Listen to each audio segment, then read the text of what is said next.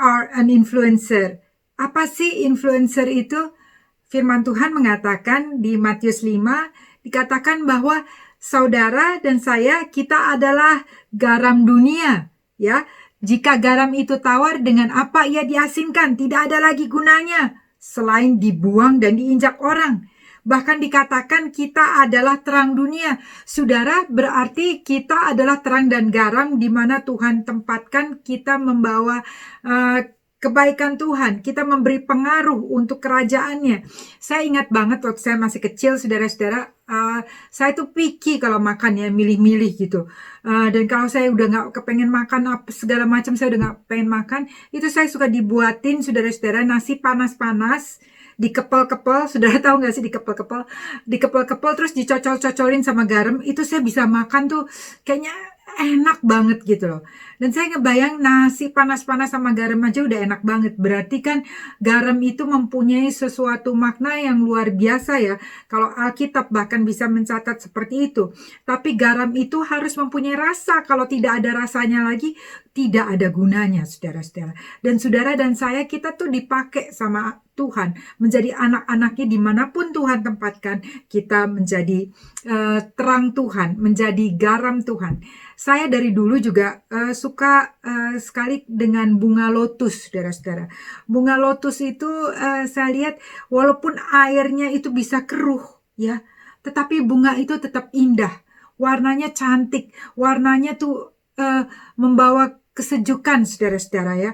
Jadi dengan kata lain, walaupun situasi kita saat ini tidak baik, tetapi biarlah kita tetap keluar membawa kemuliaan Tuhan. Bahkan kita keluar membawa pengaruh Tuhan kepada banyak orang. Hari ini kita akan melihat dari cerita Daud dan seorang wanita yang bernama Abigail dengan suaminya Nabal. Di 1 Samuel 25 ceritanya diceritakan bahwa ada seorang yang kaya, saudara-saudara, namanya Nabal. Dia punya 3.000 domba, 1.000 kambing ya. Mungkin kalau zaman sekarang tuh udah kayak, punya banyak properti, punya banyak perusahaan, punya banyak segala macam deh, saudara-saudara. Dan ayat ketiga dikatakan Nabal itu mempunyai istri yang bernama Abigail. Abigail itu orangnya bijak dan cantik, tetapi laki-laki itu, yaitu si Nabal, itu kasar dan jahat kelakuannya. Ia adalah seorang keturunan Kaleb. Saudara, pada saat itu Daud dan orang-orangnya sedang ada di tempat di mana Nabal ada. Dan pada saat itu juga ada sebuah perayaan, saudara-saudara, di mana pada saat perayaan itu ada, biasanya setiap orang membuat makanan. Tetapi pada saat itu, orang-orangnya Daud tidak punya makanan, saudara-saudara. Sehingga Daud berkata nih kepada, dia kirim 10 orang, dia bilang, kamu pergi ya ke tempatnya Nabal dan sampaikan salam, say welcome from me. Lalu sesudah itu minta saja kepada Nabal makanan, kalau ada sisa berikan kepada kalian gitu. Singkat cerita, saudara-saudara, waktu orang-orangnya Daud pergi untuk menjumpai Nabal, ternyata Nabal waktu mendengar itu, dia menolak. Dia berkata seperti ini, ayat ke-10. Nabal menjawab anak buah Daud, siapakah Daud? Siapakah anak Isai itu? Pada waktu sekarang ini banyak hamba-hamba yang lari daripada tuannya. Masa aku mengambil rotiku, air minumku, dan hewan bantaian yang kubantai bagi orang-orang pengguntingku untuk memberikannya kepada orang-orang yang aku tidak tahu dari mana mereka datang. Padahal saudara-saudara, saya stop di sini dulu ya. Nabal ini tuh tahu, orang-orangnya tuh tahu. Kenapa? Karena kalau saudara baca ceritanya, orang-orangnya Daud itu yang menjaga kambing domba daripada gembala-gembala di situ, saudara-saudara. Dengan kata lain, saya renungkan ini hanya karena Nabal tidak mau berbagi. Ya, Nabal tidak mau berbagi. Dan waktu Nabal berkata seperti itu, orang-orang Daud mendengar dan balik dong kepada Daud, cerita ke Daud. Oh, tuanku Daud, ini yang dikatakan oleh Nabal, dada gitu ya. Nah, Daud waktu mendengar itu bereaksi, saudara-saudara. Dia panas hati, dia marah, lalu dia bilang, Daud itu mempunyai 600 orang saat itu. Dia bilang, ayo 400 orang bersama-sama saya, ambil pedangmu, kita pergi ke Nabal. Mau berantem, saudara-saudara. Dan mereka berangkat.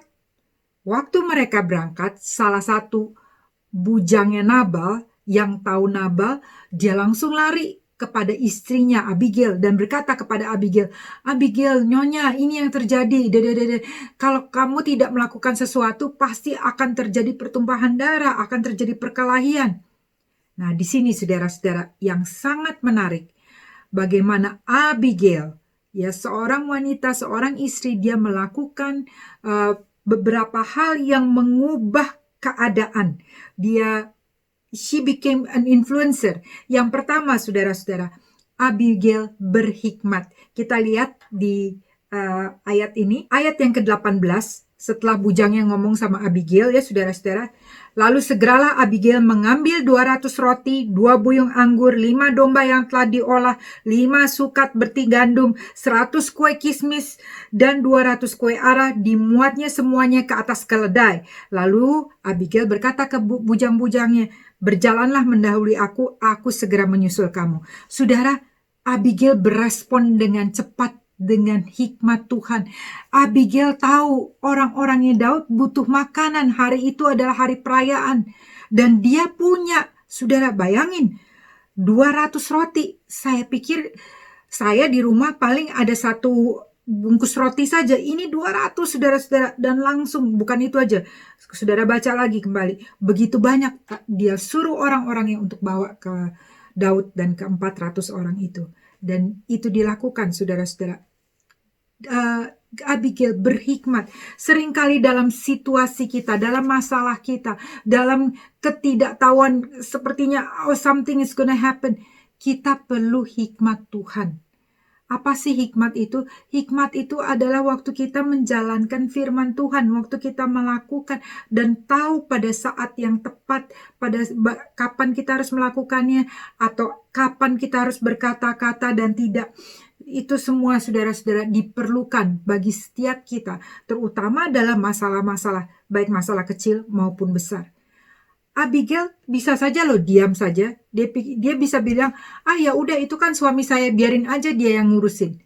Atau Abigail bisa saja panas hati, malah memanas-manaskan suaminya. Tetapi Abigail tidak melakukan itu. Abigail berhikmat.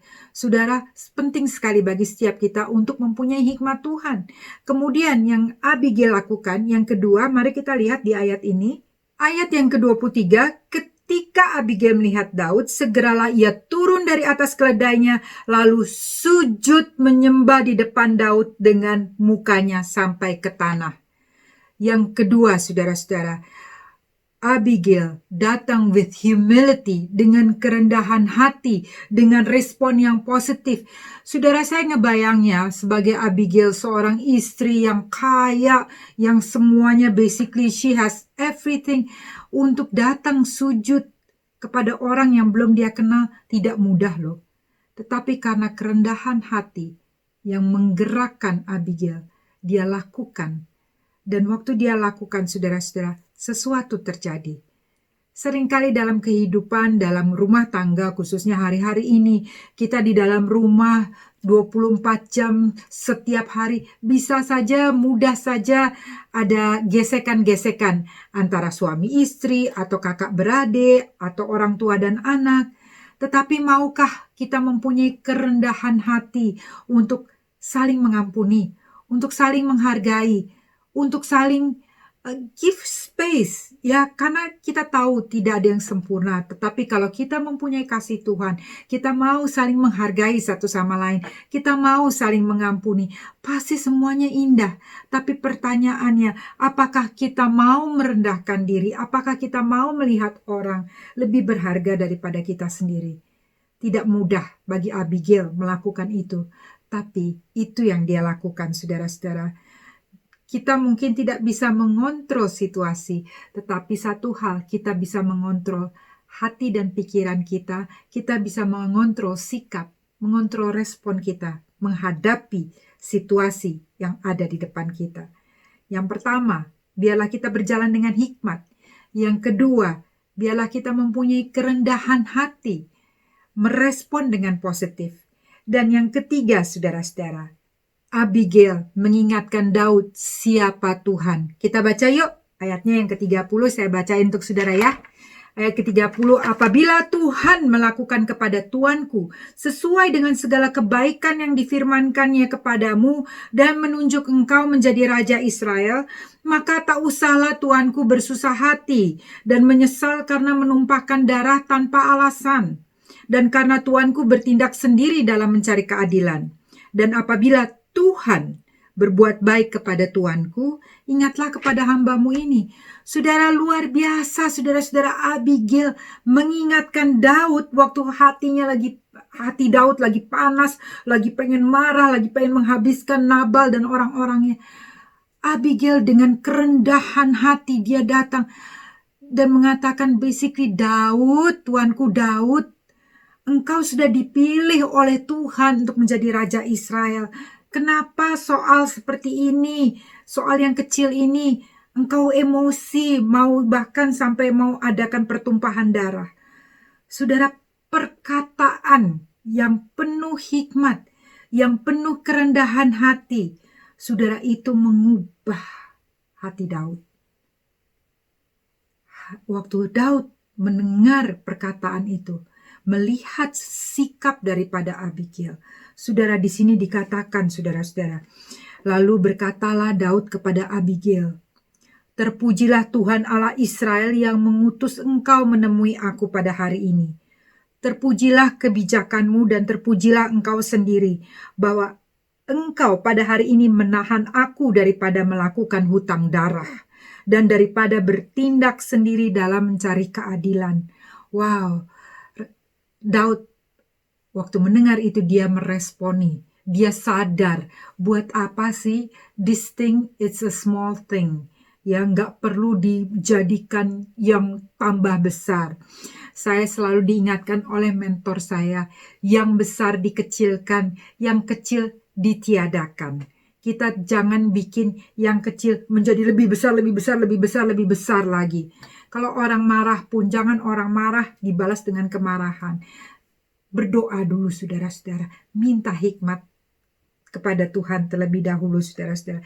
Dan luar biasa waktu Abigail melakukan ini, hati Daud dan 400 orang yang tadinya sudah mau menghabiskan Nabal dan orang-orangnya, terenyuh, saudara-saudara.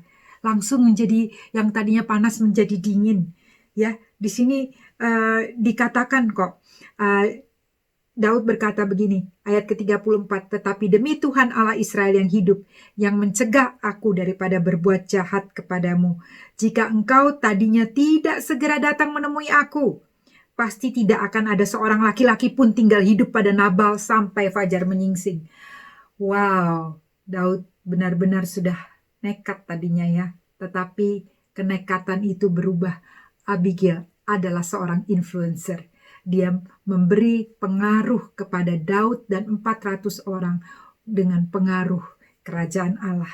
Hari ini pertanyaan saya, apakah setiap kita mau menjadi orang-orang, menjadi influencer yang membawa kerajaan Allah ke dunia ini? Karena dunia ini sudah gelap dan Tuhan bilang, saudara dan saya, kita adalah garam dan terang. Jadi dimanapun kita ditempatkan, di keluarga, di komunitas, di gereja, di pekerjaan, di mana saudara ditempatkan. Kalau saudara adalah anak Tuhan, saudara adalah influencer. Saudara adalah orang-orang yang membawa pengaruh. Situasi yang panas, karena sikap saudara, karena perkataan saudara yang diurapi Tuhan, akan mengubah suasana, akan mengubah keadaan. Mari saudara-saudara, kita minta hikmat Tuhan. Kita datang dengan kerendahan hati, kita datang dengan respon yang baik, dan selalu ingat siapa Tuhan kita. Karena Tuhan kita sudah mempunyai tujuan yang ilahi bagi saudara dan saya. Dari tempat ini, saya mau berdoa bersama-sama. Mari kita satukan hati. Tuhan, kami bersyukur untuk setiap kebaikan-Mu. Kami percaya Tuhan, firman-Mu telah mengubah setiap kami menjadi lebih seperti Engkau. Biarlah setiap kami dan hamba-hamba-Mu dimanapun mereka berada boleh berjalan dengan hikmat Allah. Apabila ada yang kekurangan hikmat, kami minta di dalam nama Yesus, biarlah Engkau memberikannya ya Tuhan. Dan Engkau tidak pernah menahan pemberian-Mu itu, bahkan memberi dengan kemurahan hati. Dan hamba berdoa Tuhan, Kiranya setiap kami berjalan dengan kerendahan hati, with humility, dan meresponi segala sesuatu dengan positif. Apapun yang kami lewati hari-hari ini, kami percaya Engkau telah memberikan hikmat, Engkau telah mengajar kami untuk berespon dengan humility dan respon yang positif, Tuhan. Karena kami tahu, tanpa Engkau kami tidak ada apa-apanya. Dan Tuhan, terlebih lagi kami mengucap syukur karena kami tahu siapa Engkau. Kami boleh mendapatkan ketenangan, iman kami boleh bertumbuh. Kami percaya Engkau telah memberikan damai sejahtera-Mu yang berlimpah-limpah, menjaga hati dan pikiran kami. Engkau telah memberikan sukacita ilahi yang luar biasa, Tuhan. Dan Engkau memberikan kasih-Mu yang sungguh luar biasa bagi setiap kami. Terima kasih Tuhan Yesus, berkati setiap hamba-hamba-Mu, urapi setiap hamba-hamba-Mu, biarlah apa yang mereka lakukan, apa yang mereka perkatakan, mengubah keadaan yang tidak baik menjadi luar biasa, menjadi berhasil, menjadi kemenangan, karena Engkau ada bersama setiap hamba-hamba-Mu. Terima kasih Tuhan Yesus, dalam nama Tuhan Yesus kami berdoa dan mengucap syukur. Tuhan Yesus memberkati. And remember, Jesus love you. Bye-bye.